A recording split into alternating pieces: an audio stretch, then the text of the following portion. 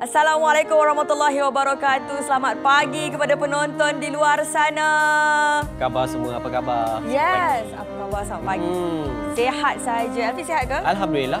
Hari ni kalau ikutkan hari raya yang keempat di Pavali ni? Betul, kalau nak ikutkan hari raya keempat untuk di Pavali. Dan cantiknya baju you hari ni. Thank you. Hari ini kita berpakaian hijau bersempena dengan 15 November. Serata dunia akan memakai pakaian berwarna hijau sebagai tanda solidariti terhadap rakyat Palestin. Betul tu. Inilah tanda bersolidariti kita. Yes. Suka pagi. Betul. Dan of course kepada anda di luar sana, walaupun lagu kami mendayu-dayu, tapi kekalkan energi yang positif. Betul. Anda. Teruskan senyum. Nak pergi tempat kerja kena senyum, baru murah rezeki. Betul. Orang kata senyuman itu adalah sedekah.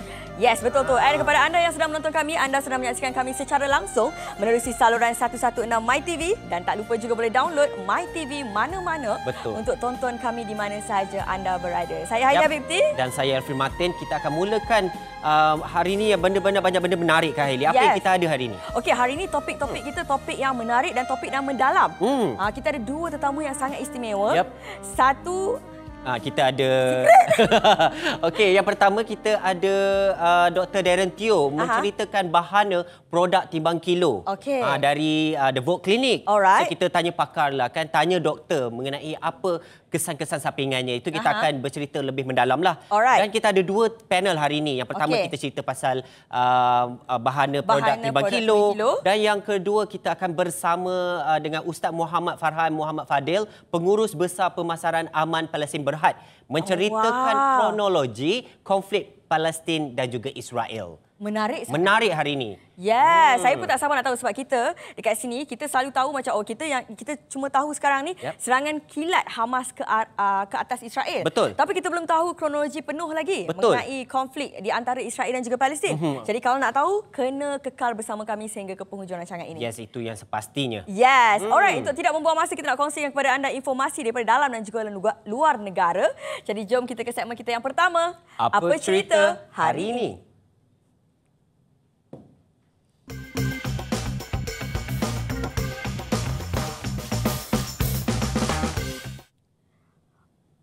Haili, umum pun tahu mengenai peperangan Palestin dan juga Israel. Betul. Dan kita difahamkan juga ada juga rakyat Malaysia yang berada di bumi Palestin. Betul. Itu yang kita membimbangkan apa khabar mereka di sana kerana rakyat-rakyat di sana semua pun terkesan dengan peperangan ini. Yes, of course. Kalau saya agak mesti terperangkap di sana lah. Betul. Ya, sebab dengan peperangan ni. Betul tu Haili. Tetapi ada juga rakyat Malaysia dah pulang ke Malaysia. Ini yang tular di media sosial baru-baru ini, iaitu Nurul Ain selamat tiba di Malaysia. Alhamdulillah. Nurul Ain itu adalah warga Malaysia yang berada di Palestin. Okey. Ya, di Sepang rakyat Malaysia yang berada di Gaza, Nurul Ain Harun selamat tiba di tanah air pada pukul 8.55 malam tadi. Nurul Ain tiba bersama suaminya iaitu seorang warga Palestin, Muhammad A.M. Saad, tiba di lapangan terbang Kuala Lumpur dengan menaiki syarikat penerbangan MAS dari Kahirah. Alhamdulillah. Dan kita difahamkan Nurul Ain ni suaminya adalah warga Palestin. So kita apabila pergelutan ini berlaku, so Nurul Ain dan suaminya pulang ke Malaysia dengan izinnya Perdana Menteri kita pergi melawat ke Mesir dan Perdana Menteri Mesir membuka pintu untuk warga Malaysia yang berada di Palestin untuk pulang ke Malaysia. Alhamdulillah. Sebab apa? Sebab kita pun tahu dalam konflik di antara Israel dan juga Palestin ini pastinya ada rakyat di negara lain juga yang terperangkap di dalamnya. Dan Nurul Ain juga tidak terkecuali. Betul. Jadi Alhamdulillah kita menyambut baik kedatangan Nurul Ain juga. Kepulangan sebenarnya kan? Yes, kepulangan Nurul Ain juga. Dan Alhamdulillah di antara konflik ini tercapainya satu kata sepakat di antara Malaysia dan Perdana juga Menteri Mesir. Malaysia kita dan juga Presiden Republik Arab Mesir kita, iaitu Abdul Fattah. Betul, alhamdulillah. Baik, okey, kita nak teruskan lagi dengan berita di dalam negara juga. Ini saya nak tanya awak lah kan, ini very light and chill conversation begitu. Awak rasa kalau sungai tercemar, siapa yang akan terkesan? Cuba penonton jawab. Ada. ada pilihan siapa ini? Ada pilihan. Okey, kalau sungai tercemar umumnya kalau yang tercemar yang terkesan adalah rakyat tempatan dan juga nelayan. Tepat sekali. Tepat bijak. sekali. Bukan handsome saja, malahan bijak. Halia BT. Yes. Teruskan. Okey, ini yang saya cuba nak sampaikan. Sungai tercemar jejas nelayan. Di mana? Mesti ramai tertanya-tanya. Ini di Johor Bahru ya. Pencemaran Sungai Skudai semakin parah dengan keadaan sungai yang dipenuhi sampah sarap sehingga menjejaskan pendapatan nelayan sejak beberapa tahun lalu. Sungai yang terletak di Johor Bahru itu merupakan satu daripada 14 sungai yang tercemar di negeri itu walaupun kerap dibersihkan. Jadi Elfie Main, di mana kesilapannya ini sebab katanya kerap dibersihkan? Okey, kalau kerap dibersihkan, saya rasa ini adalah kebiasaan rakyat tempatan yang sentiasa membuat sampah dan tiada disiplin di situ. Saya rasalah kerana kalau kita tengok balik artikel tadi mengatakan sentiasa dibersihkan tetapi masih ada lagi masalah sungai kotor ini, maksudnya orang awam. Orang awam kena ambil titik berat kan. Orang kata isu kebersihan ini bersama sebenarnya. Dan juga saya tak lupa juga untuk Kementerian Jabatan Alam Sekitar juga, daripada segi ekosistem kita kena periksa juga sebab benda ni melibatkan ekonomi negara kita juga. Betul. Bukan sahaja nelayan dan juga warga tempatan. Jadi kita doakan yang baik-baik untuk sungai kita. Jagalah sungai kita ya penonton di luar sana. Ini boleh menjejaskan ramai pihak. Betul tu Haili. Alright, kita nak ke berita luar negara. Dengan kabarnya ada singa terlepas di Rom. Awak lah tu. Saya bukan singa. Awak daripada Rom kan? Saya anjing laut. Au. Macam tu. Okey, faham? Alright, dikabarkan ya di Rom kan Haili ada singa yang terlepas masuk ke bandar. Ya, di Rom orang ramai di sebuah bandar di Itali cemas seketika apabila seekor singa terlihat berkeliaran selama beberapa jam terlepas daripada sarkas. Bagaimanapun tiada insiden tidak diingini berlaku apabila singa tersebut dibius dan ditangkap. Alhamdulillah. Saya syak. Ini adalah kesinambungan daripada cerita Madagascar. Dia ada show kat sana. Madagascar, singa terlepas di New York. Lepas tu terus nak ke Afrika. Naik satu orang kata apa? Kapal terbang. Jadi mungkin yang sama. Awak banyak tengok movie ni. Saya terkesan dengan movie-movie tu. Alright guys, punya borak ni kan kita kena berehat seketika. Kita nak kena bagi laluan pada commercial break kita dan of course sebelum itu Suka Pagi ada sesuatu yang ingin dikongsikan kepada penonton Suka Pagi di luar sana. Nak tahu apa dia? Jom kita roll Suka Pagi Kongsi.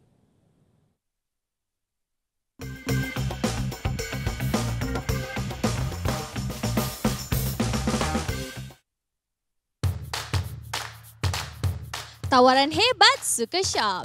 Herbs Garden. Nak cuba cara tradisional? Dapatkan peria dari Herbs Garden dengan zat tulen dari ekstrak peria. Hanya serendah RM89 hanya di sukashop.com.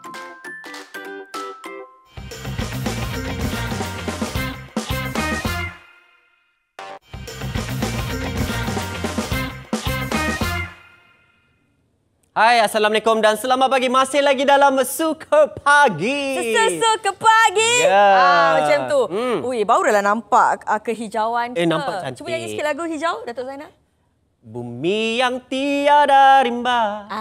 Ada tahu dah boleh nyanyi. Tak payah research benda-benda ni. Tapi penting. Okey guys, hari ni topik serius. Hari ni topik begitu serius sebab saya tahu ramai orang di luar sana yang menggunakan benda ini yang sangat berbahaya kepada kulit anda dan juga badan anda. Sangat sesuai. Nak tahu apa dia? Kita ada of course doktor kita. Sebulan sekali kena ada muka handsome ni. Kena Kalau ada. tak memang tak lengkap segmen kita. Jom kita ke segmen yang seterusnya. Tanya doktor.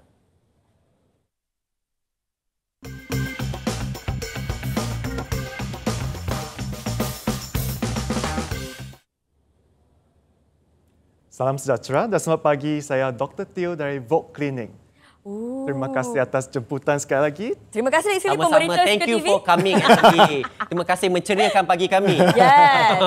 Kalau I mood down, I tengok muka Dr. Teo mesti I Ceria. okay. Biasa saya tengok you yang saya bagi bagus.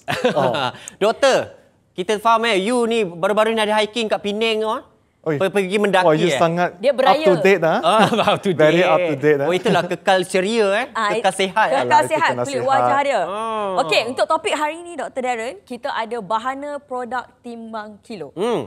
Baiklah, topik kita ni topik yang orang kata dekat Malaysia ni kita pun dah sedia maklum. Ramai yang menggunakan produk-produk terlarang seperti ini yang ada bahan terlarang. Maksud saya bukan produk tu terlarang, tapi bahan-bahan dalam tu yang terlarang.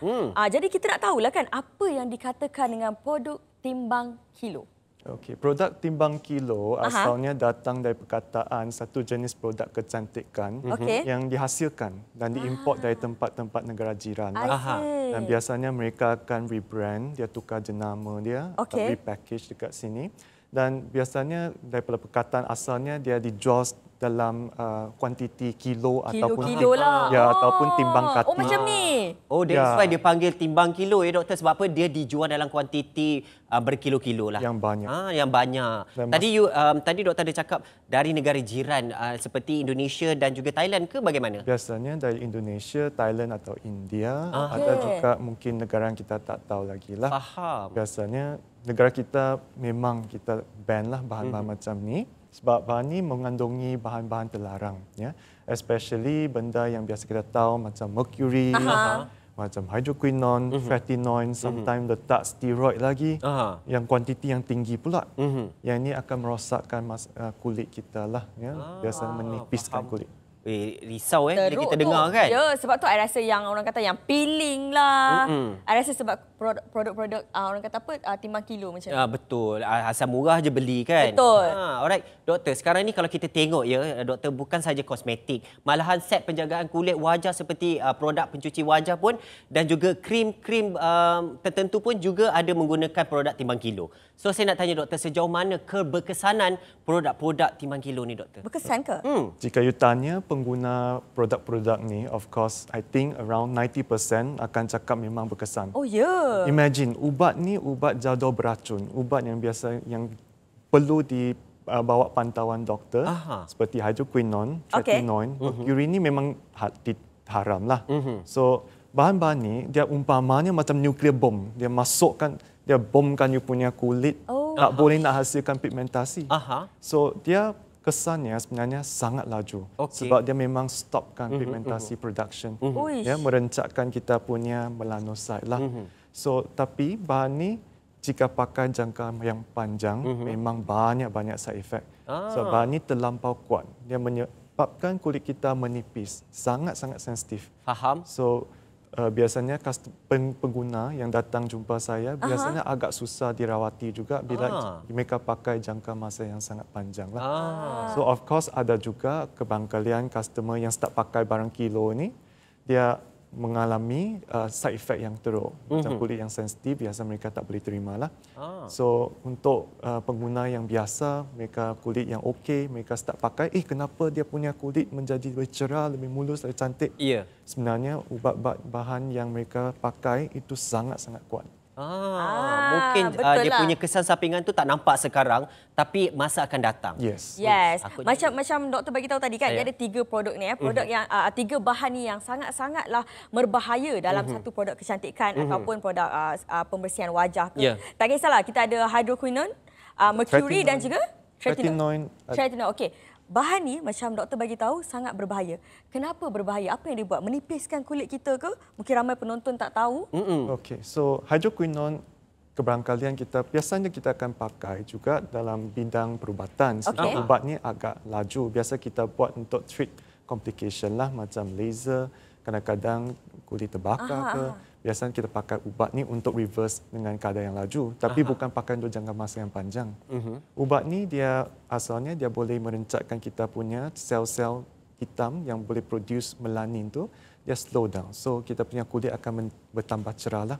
Tapi jika pakai jangka yang sangat panjang, dia ada description dia. Kita tak boleh pakai more than 6 months. Faham. So penggunaan yang terlebih 6 bulan biasanya akan menyebabkan kulit kita mengalami perubahan tekstur kulit. Dia kita panggil perkataan ochronosis.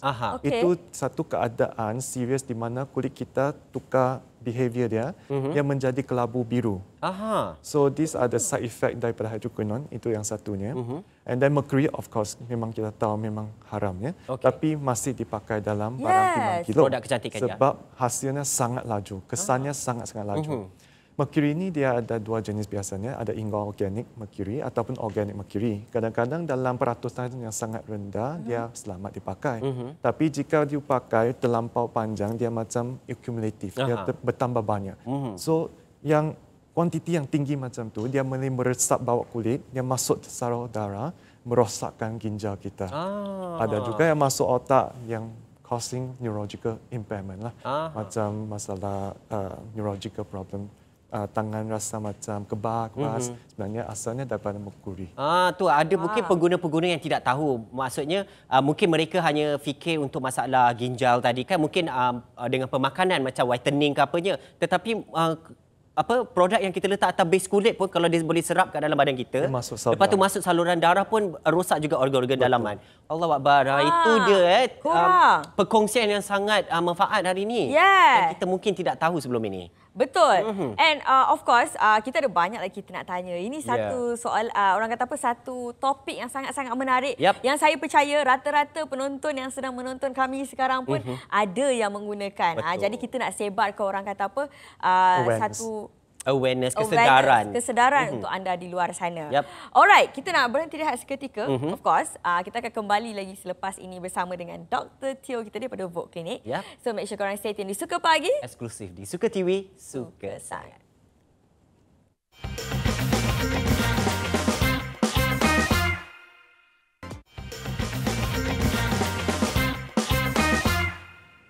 Yes, welcome back. Okey, hari ini kepada sesiapa yang baru je membuka saluran 116 MyTV ni. Okey, kita tengah membincangkan mengenai bahana produk timbang kilo. Di mana kita tahu sangat-sangat berbahaya. Tadi Dr. Teo pun memang dah highlight dah apa kesan-kesannya untuk korang, bukan kata dari ginjal saja, sampai ke otak pun ada, guys. Itu baru pakai luaran tau. Apa kata kita sambung lagi? Kita masih lagi bersama dengan Dr. Darren Teo dari Vogue Clinic. Okey doktor, saya nak tanya, mengapa masih lagi penggunaan produk timbang kilo ni masih ada lagi dalam golongan masyarakat kita? Adakah kerana harga dia kita tahu dia lebih murah daripada kos-kos segalanya dan keberkesanannya? Yes. For these two question, memang dua-duanya yes lah. Okay, so of course harganya sangat-sangat murah. Biasa kita jumpa dekat pasar-pasar, pasar jamu. So harganya memang down to earth lah. And then dari segi keberkesanan, macam tadi saya cakap, sebab bahan-bahan mereka pakai itu sangat-sangat kuat. So keberkesanan memang laju. Kita nampak seawal 3 hari, 1 minggu. So quite impressive lah. So usually biasanya mereka dijanji dengan macam janji-janji yang manis. Bahan ni memang berguna, sangat efektif. Padahal yang cakap tu bukan doktor pun. Usually yang kawal lah. Kawal dan jurujual saja kan. Dan mereka tunjuk muka mereka yang cantik, berseri. Of course daripada bahan macam tu lah. So mungkin terpedaya lah daripada untuk memakai bahan-bahan macam tu. Betul. Tapi kan saya teringin juga nak tahu kan, ini saya je lah nak tahu. Saya teringin nak tahu, kalau ada tak macam pelanggan yang datang ke Vogue Clinic yang datang tu sebab kesannya daripada memakai produk-produk timbang kilo ni, jadi kulit diorang ni jadi macam-macam lah, lebih teruk daripada sebelumnya. Ada tak yang datang dekat? Ya, betul. Ada, memang ada. Soalannya memang betul. Biasanya kebanyakan yang saya handle itu komplikasi daripada barang timbang kilo ni. Susah rawatan dia, banyak? Agak susah, dia mengambil masa sikit lah. So boleh dirawati tapi dia mengambil masa. So biasanya mereka akan datang dengan masa jerawat yang sangat teruk sebab bahan yang tadi saya mention tu, bila kita withdraw, kita stop pakai ubat macam tu, dia akan flare up sebab kulit kita sudah menipis. And then bila dia sangat menipis, penyakit senang nak serang, kuman senang nak serang. So jerawat tu akan banyak. Dia ambil masa yang agak panjang untuk saya adjust balik. Biasa saya akan pakai ubat yang macam-macam lah untuk regulatekan kulit dia, mengikut kesesuaian kulit dia. Sometimes menggunakan up to 2 to 3 months untuk stabilisekan kulit dia lah. And then lepas tu kita akan start introduce benda yang sepatutnya, skincare yang memang wajib yang betul, of course walk clinic punya. So untuk pakai untuk sembuhkan dia punya, mulihkan dia punya kulit dia. Faham. So kalau anda dah menggunakan produk timbang kilo dan ada masalah, boleh cari yang pakar lah. Boleh pergi kepada Dr. Darren Teo. Senang. Dah tahu. Okey, doktor, saya nak tanya kan, macam saya khususnya lelaki kan, mungkin mereka ada menggunakan produk tapi tak mahir dan tak faham apa itu produk timbang kilo. Dekat pasaran yang kita, kalau kita pergi, contohnya kedai jamu tadi, dan kita rasa murah, bagus untuk lelaki dan kita beli. Tapi macam mana kita nak kenal produk nak kenal produk-produk ni? Okey, kita nak kenal ada beberapa cara. Biasanya saya carikan red flag lah. Red flag apa bahan tu, kenapa dia bahan yang tak betul.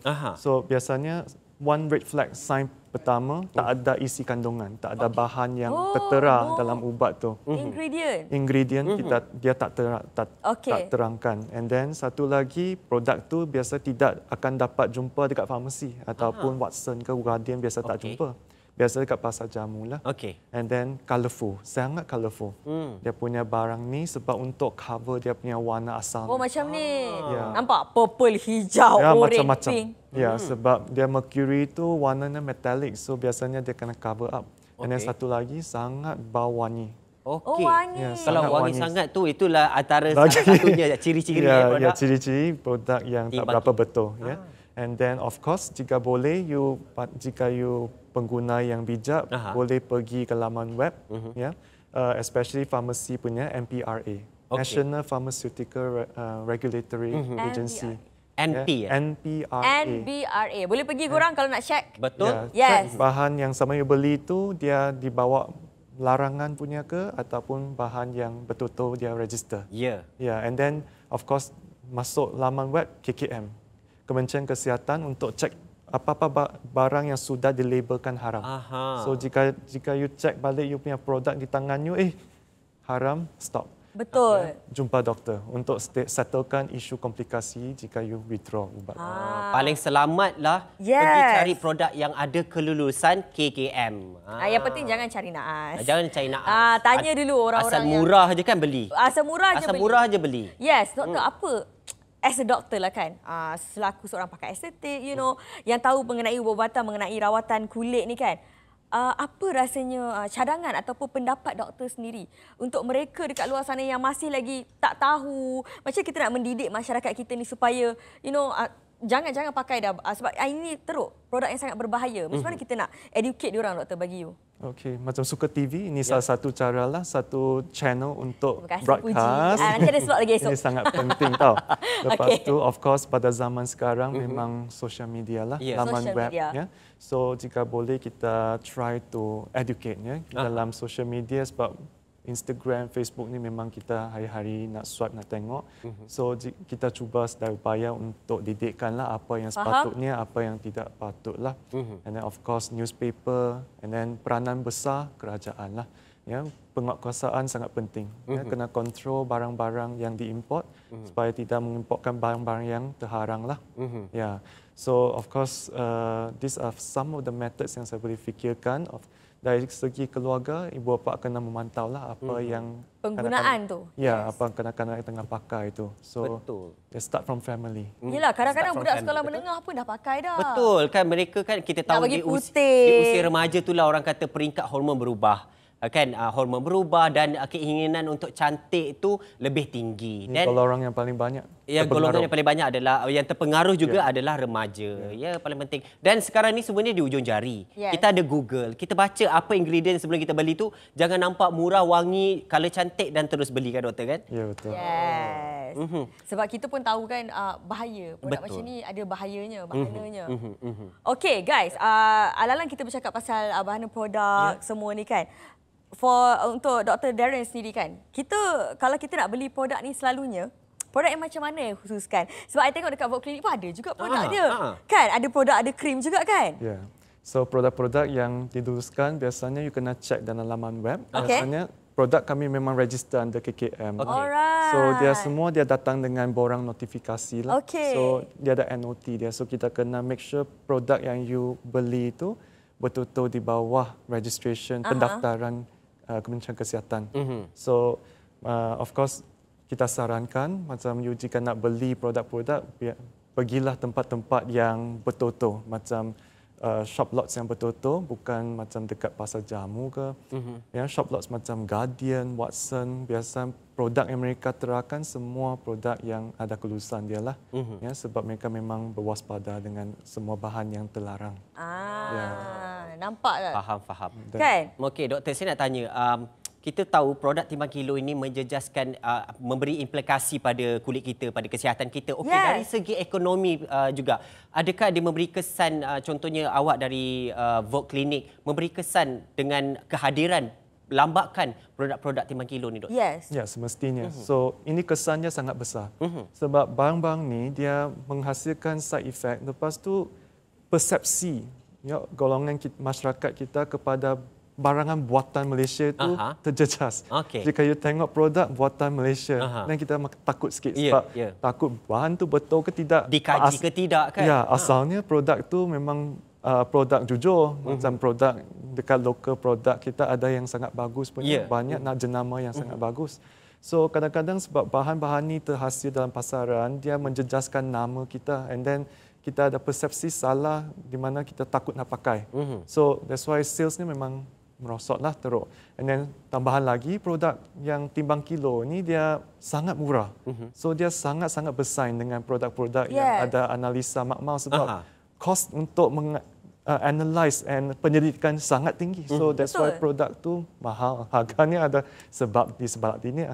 So orang golongan masyarakat kadang-kadang dia pergi ke bahan-bahan yang lebih murah, yang nampak kesan, laju gila, tapi tanpa memikirkan jangka masa panjang. Itu so dia these are the things yang affect ekonomi kita lah. Yes, itu dia. Topik kita pada hari ini mengenai bahana produk timbang kilo. Bersama dengan Dr. Darren Teo daripada Vogue Clinic. Thank you so much, Dr. Teo. Atas perkongsian. Kita ni kaum lelaki ni kadang tak arif mengenai produk ini. Tapi atas perkongsian ni mungkin penonton-penonton Suka TV, Suka Pagi ni pun dapat maklumat ini. Terima kasih, Doktor. Yes. So hari ini, sekarang ini tahu.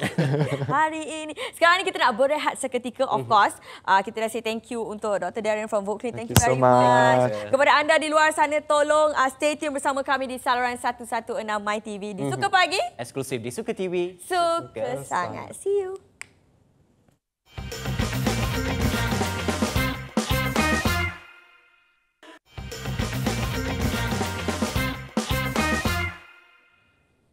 Halo, Assalamualaikum dan masih lagi dalam Suka Pagi. Yes. Okey, kita pun tak nak buang masa sebab macam yang kita dah bagi tahu tadi, topik kita hari ini sangat-sangatlah penting, sangat-sangatlah bermakna. Betul, Hairi. Okey, jadi jom kita ke segmen kita yang seterusnya, segmen istimewa kita, iaitu Berita Bumi Gaza.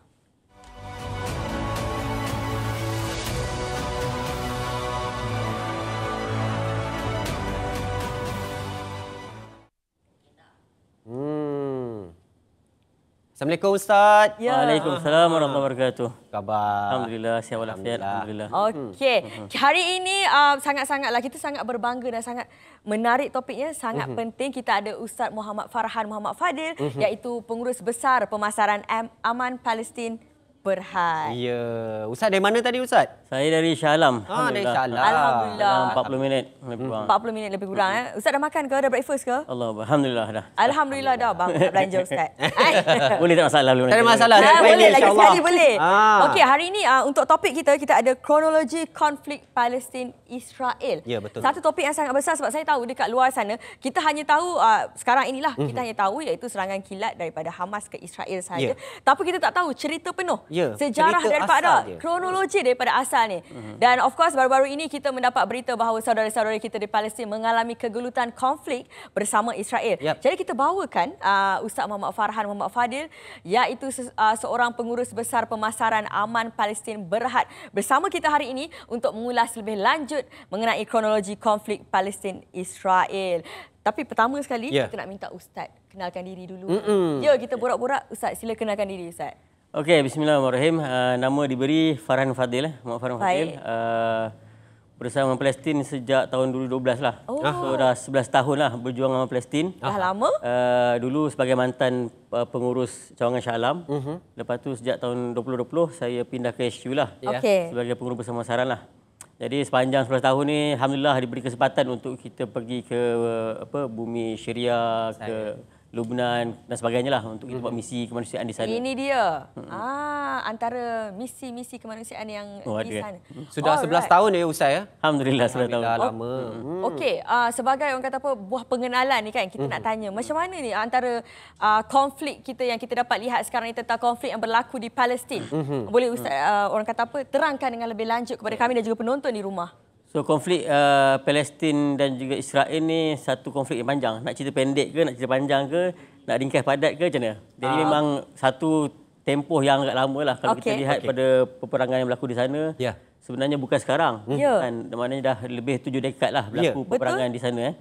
Memang disebut tadi, seperti disebut tadi memang perangan baru ni dilancarkan oleh Hamas kan ke atas Israel lah. Tapi kalau kita flashback balik ke belakang sebenarnya benda ni dah berlaku lama lah. Betul. Kan? 70 tahun Palestin telah dijajah oleh Israel kan, sejak 48. Jadi kalau kita flashback balik sebenarnya pergelutan yang berlaku ini pergelutan yang panjang dan kita kena harus fahamilah sebab kita nak faham tentang isu di Palestin ni tak boleh tengok pada 3-4 tahun lepas. Betul. Kita tengok panjang. Jadi kita lihat macam mana perancangan Legend Zionist Israel cuba mendapatkan tanah Palestin. Jadi apa yang berlaku sekarang ini merupakan satu perancangan besar mereka untuk dapatkan keseluruhan tanah Palestin. Kalau kita tengok dalam PBB punya persidangan, macam mana Netanyahu ataupun orang sebut setan Yahu disebut apa? Disebut tenterangan di bawah peta Palestin dan juga sekitar dia menggambarkan bahawa inilah the Great Israel yang kita nak bina dekat sana. Menggambarkan Palestin di tengah dengan negara jiran dan 4 negara di sekeliling itu untuk membina tempat untuk mereka membina Great Israel lah. Jadi benda ini sangat-sangat panjang. Kalau kita lihat dulu masa zaman dulu, masa di antara cerita dia kalau kita lihat teori Herzl lah. Seorang pemikir Yahudi kan. Dia telah mengumpulkan orang-orang Yahudi ni seluruh dunia berkumpul dekat Switzerland. Dan kat situlah mulanya perancangan mereka macam mana kita nak dapatkan sebuah tempat, sebuah negara untuk kita bina sebuah negara yang berdaulat untuk Yahudi. Sejak itulah kan ini dah 120 tahun lepas. Kan.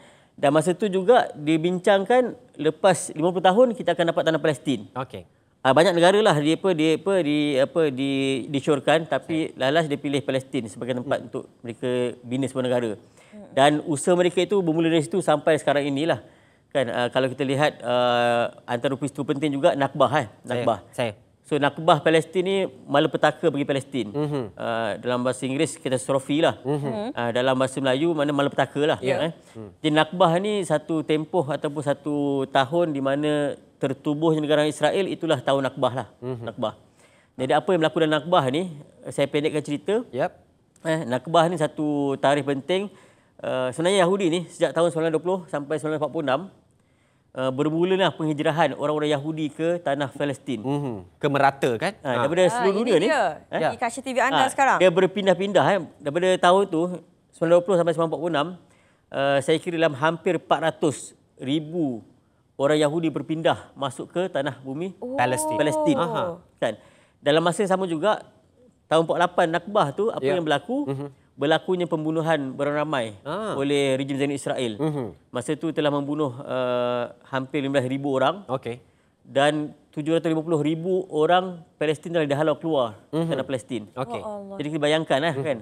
Jumlah bukan sedikit. Hampir 1 juta orang dihalau keluar.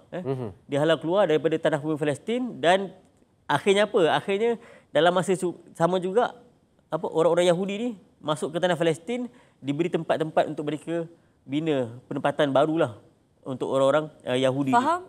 Jadi kita lihat sekarang ini penjajahan yang berlaku di Palestin ini satu penjajahan yang sangat-sangat rumit dan bukan setakat diorang masuk, diorang menginap tapi tak. Diorang jajah, dia ceroboh, dia musnahkan rumah, dia bunuh orang dan sebagainya. Sampailah ke hari ini kita lihatlah. Jadi kalaulah Hamas ataupun Al-Qassam tak buat tindakan untuk menyerang serangan Israel ni, maka kita akan lihat Nakbah Palestin akan berlanjutan sampai bila-bila lah. Malah kita lihat macam mana orang Yahudi sini sebut, dia akan laksanakan Nakbah yang kedua ke atas Palestin. Sekarang ni dah hampir 12,000 orang yang telah syahid fisabilillah kan. Target mereka disebut dalam berita 50,000 orang. Allahuakbar. Paling tidak, paling minimal nak bunuh seramai itu. Dan memang benda ni akan berlanjutan lah. Dan kita mengharapkanlah supaya dalam masa dekat ni ada berlaku genjaan senjata. Itulah di antara proses untuk kita hantar bantuan ke sana dan juga mendapat rawatan-rawatan lah di sana. Itu dia orang kata kronologi ringkas konflik dari ringkas, Ustaz tapi sendiri. Padat, Ustaz. Ya, padat. Memang sesuai sangat untuk Suka Pagi hari ini pada tetamu-tetamu. Bermulanya daripada 1948 ya kan? Betul. 48 sehinggalah hari ini. Allah. Betul. Hampir 7 dekad ya Ustaz 7 kan? dekad, betul. Wow, 67 tahun, 7 dekad itu adalah satu masa yang sangat panjang. Terima kasih atas perkongsian itu dan kita nak berborak lagi kan? Yes, kita nak berborak lagi. Yep. Masih lagi di topik kronologi kita. Betul. Tadi kita dah terhenti di Perang Nakba. Of course, kita nak teruskan lagi. Tapi anda semua kena bawa bersabar. Kekal bersama kami di Suka Pagi. Eksklusif di Suka TV. Suka sangat.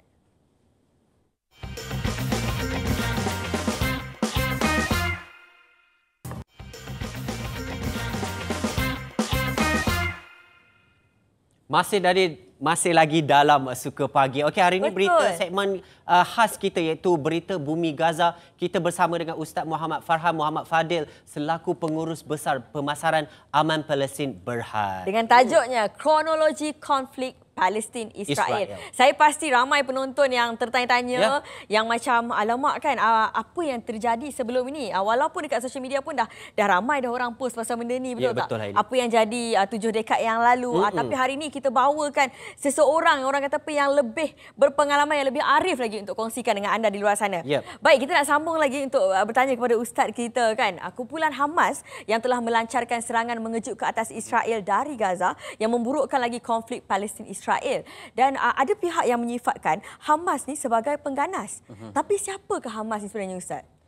Okey, Hamas ni satu topik yang menarik Betul. kita bincangkan. Naratif Israel, naratif Barat, naratif sekutu mereka ni US menggambarkan bahawa Hamas ialah pengganas. Betul. Dan mengatakan bahawa peperangan yang berlaku di Palestin ini hanyalah di antara Hamas dengan Israel. Maknanya dia cuba nak kecil skop bahawa hanya Hamas dengan Israel je. Maknanya rakyat tak bersama dengan Hamas. Tapi sebenarnya itulah pandangan ataupun naratif yang dibawa oleh Barat, cuba menggambarkan bahawa nak kecilkan isu Palestin ini hanyalah di antara Hamas dan juga Israel. Dan Hamas ni kalau kita lihat flashback balik, dia tubuh tahun 87. Okey. Maknanya lebih kurang saya lahir tu kan. 87 87. Jadi ditubuhkan juga sebenarnya untuk satu Hamas tu harakah Mukawamah Islamiyah. Maknanya satu pergerakan penentangan terhadap orang-orang Israel lah. Sebab apa? Masa tu memang Israel dah makin teruk, makin dahsyat serangan ke atas bumi Palestin. Jadi Hamas ditubuhkan untuk kita nak patahkan kita sebut kita sebab apa? Saya menjiwai dan juga meletakkan kita ni bersama dengan Hamas. Betul, kita bersama. Kita bersama. Jadi Hamas ditubuhkan untuk kita nak patahkan kemarahan orang-orang Israel ke atas bumi Palestin. Faham? Betul? Jadi saya ikuti perkembangan Hamas ni daripada dulu sampai sekarang, banyaklah teknologi perang-perang yang dihasilkan. Kalau dulu roket dalam 10 km, sekarang ni dah sampai 250 km. Betul. Kan? Kalau dulu dia hanya buat sniper yang boleh pergi sampai berapa ratus meter je. Tapi senapang ataupun sniper Al-Ghul boleh pergi 2 km pergi kan. Dan mereka ada tentera elit sama ada darat ataupun laut. Kan? Ini dah kelebihan yang ada pada peperangan baru ni. Sampaikan perang yang baru ni 7 Oktober dilancarkan tu, sebenarnya Israel tak tahu sebab mengejut. Dan dikatakan 12 jam selepas serangan barulah Israel alert bahawa mereka telah diserang oleh tentera mujahidin. Nak kata betapa mereka ni power dari segi teknologi dan juga berjaya untuk bypass lah keselamatan yang ada pada Israel itu sendiri. Jadi ini kekuatan yang mereka ada kan. Dan kita memang merasakan bahawa mereka bersedia untuk berperang dalam darat. Tapi itulah diharapkan bila perang darat ni dalam masa yang sama, negara jiran ni, negara Islam ni bantulah bangkit. Sama ada Syria ke, Jordan ke, Mesir ke, bangkit membantu Palestin. Tapi malang sekali lah kan, tak dibantu. Dan hari pertama serangan yang berlaku pun sebenarnya Israel dah kalah. Tapi kita lihat macam mana proksi dia, macam mana kekuatan yang ada pada US dihantar tentera dia. Sekarang ni dah lebih 10,000 tentera US berada dekat Israel. Dan diorang telah menghabiskan masa awal tu 9 bilion USD diberikan kepada Israel. Dan sekarang ni kiraan yang mudah bila kita baca balik, satu hari diorang belanjakan 1.3 bilion USD untuk nak kalahkan para mujahidin Al-Qassam. Jadi sebenarnya kita dah nampaklah bibit-bibit kehancuran Israel. Dari semasa ke semasa, itulah bibit kehancuran yang kita nampak makin jelas bahawa tak lama lagi insya-Allah bismillah akan tamatlah riwayat Israel dekat bumi Palestin. Malah kita lihat macam mana pun pengasas Hamas Syekh Ahmad Yassin, Syekh Yassin kan, pasal ditemu ramai oleh wartawan, bila tanya balik dia kata apa, memang dia jangkakan bahawa Israel akan tamat ataupun habis tahun 2027. Jadi ini estimation ni lah. Sebab apa adalah kira-kira ada 40 tahun akan habis riwayat hidup Israel dekat bumi Palestin. Jadi kita menuju ke arah itulah. Kita doakanlah supaya mereka kuat dan insya-Allah akan terhapus ataupun pergilah Israel atau Yahudi ni tempat lain. InsyaAllah. Okey Ustaz, saya nak tanya seperti kita tahu pergelutan antara Palestin dan juga Israel yang melanda sekarang ni, konflik yang melanda. Tapi saya nak tanya Ustaz sendiri, apa itu Taufan Al-Aqsa yang telah diisytiharkan oleh Hamas? Okey, setiap tahun ataupun setiap peperangan yang berlaku ni, mereka namakan peperangan tu dengan nama yang mereka namakan sendiri.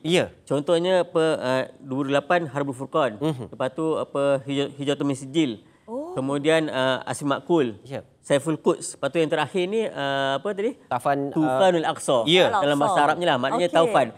Taufan ni sifat apa? Datang secara mengejut, kemudian memusnahkan banyak benda. Sebab tu dia dah gambarkan bahawa apa yang dia buat ni, Tufanul Aqsa inilah kejutan kepada Israel dan akhirnya akan menghancurkan kekuatan Israel dan sekutu dia.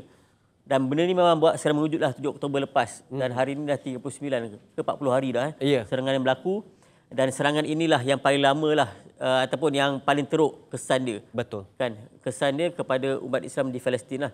Jadi ini nama-nama dan dikatakan memang setiap kali bila Abu Ubaidah ke dia punya jurucakap buat sidang media, memang nampak banyak kejutan-kejutan lagi lah yang dia offer ataupun dia nak ceritakan kepada Israel bahawa mereka ini dah bersedia ke arah yang lebih dahsyat untuk menghancurkan Israel lah. Faham. Dan kita harapkan 7 Oktober tu adalah titik permulaan untuk kebangkitan. Kebangkitan untuk memberhentikan peperangan yang berdekad ini kan Ustaz. Dan kalau kita ikutkan konflik yang berlaku sehingga hari ini sudah berlarutan sehingga 67 tahun kalau to be exact kan.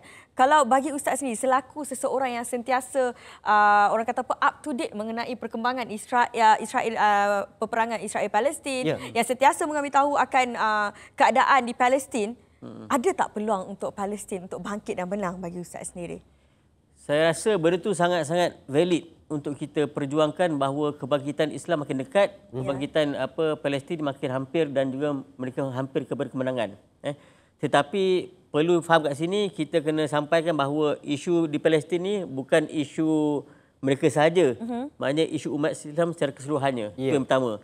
Yang kedua, kita kena lihat bahawa isu di Palestin ini bukan isu kemanusiaan. Kalau kita hanya pandang kepada isu kemanusiaan, kita akan fikir nak hantar bantuan kemanusiaan, nak hantar perubatan, nak hantar barang-barang keperluan asas, nak tunggu border buka dan sebagainya. Tetapi sebenarnya jauh lebih besar ialah perjuangan kita ni untuk kita nak bebaskan keseluruhan tanah Palestin daripada cengkaman Zionis Israel. Jadi bila sebut benda ni perlu diterapkan satu, kena lawan semua naratif barat tu. Tentang pengganasnya, Hamas pengganas, tentang two-state solution. Kan? Benda ni menarik. Two-state solution ni di antara pegangan dan juga di antara benda yang banyak orang fikir nak selesaikan masalah ni, kita buatlah two-state solution. Tapi sebenarnya itu bukan pilihan untuk kita nak selesaikan masalah yang berlaku di Palestin. Kalau benda ini benar, benda ini betul diperjuangkan oleh Israel sendiri, sebenarnya dah lama dah aman. Kan? Tapi sebenarnya ini retorik je mereka untuk menggambarkan bahawa two-state solution adalah pilihan yang ada. Tapi sebenarnya memang tipu helah lah untuk menghancurkan Palestin.